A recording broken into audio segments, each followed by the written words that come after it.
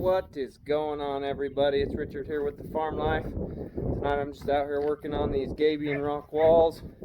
I'm going to be building the next set of cages, and I just wanted to show you how to do that. This is the last section we got to put in, the last set of cages we need to build. So let's just hop on over here and show you what you're going to need to build those cages.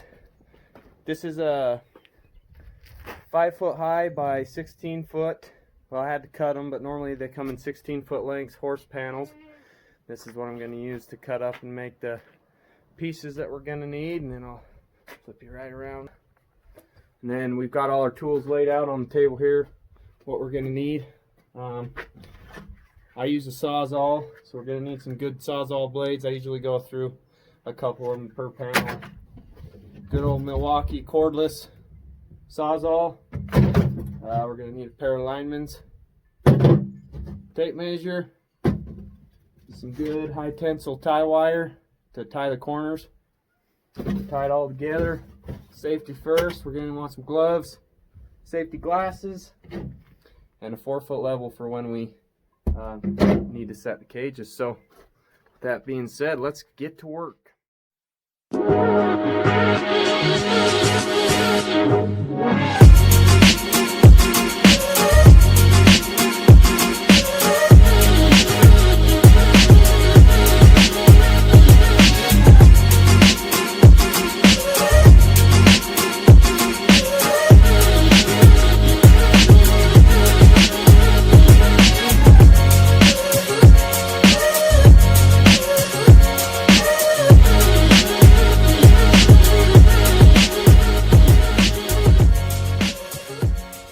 We got all the pieces cut up.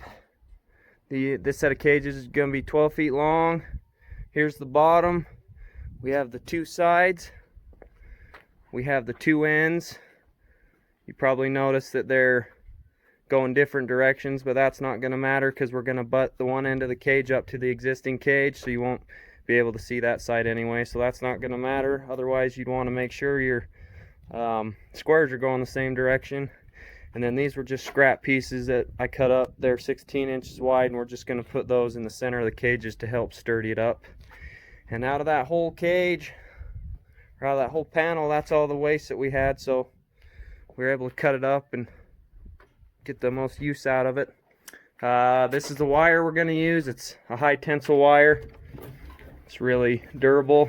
It's actually electric fence wire, so it's heavy made and heavy built. So with that being said, let's get wiring some cages.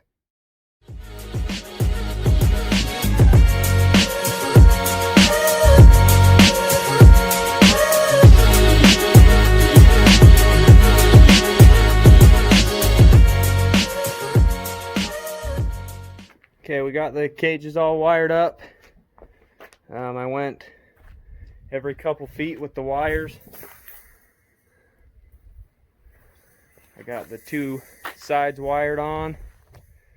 The two ends are wired on.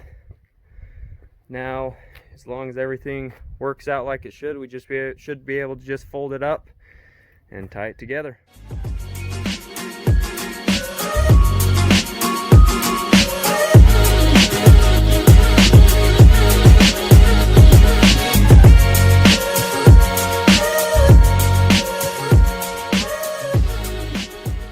Okay, we got the cage all tied up now.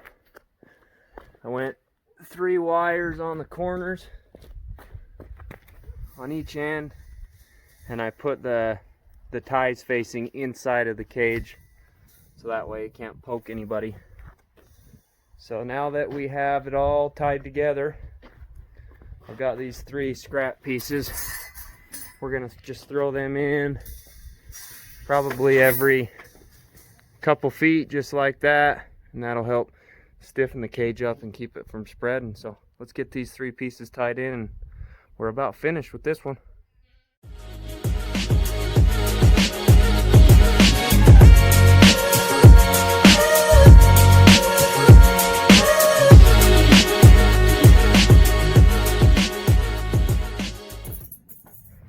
All right, got everything wired in now. I put the supports, I ended up only using 2 of them, but I put them every 4 feet, so just wired them in, and that's going to keep that cage stable and keep it from stretching apart. Then I also put in these, I put these wires in every couple feet as well, in between the spacers. And what those are going to do, are they're going to just keep the cage from spreading apart as we start filling it up with rocks. So yeah, this cage is about finished up and about ready to start filling with rocks. Once they're all finished up with rocks, we'll get another panel, and we'll cut them down to size, and then just close them off with the top on them, and those rocks will be encased in there and all good to go. So yeah, hopefully you guys liked that video. There's going to be a part 2 of this video, hopefully. I'm going to show you how we utilize the rocks and stack all the rocks in there that we have. So yeah, if you haven't already, like the video and subscribe. Maybe give me some input on what you guys have been thinking about the videos. What are you liking? What are you disliking? Maybe what can I work on? But until the next one, thanks guys.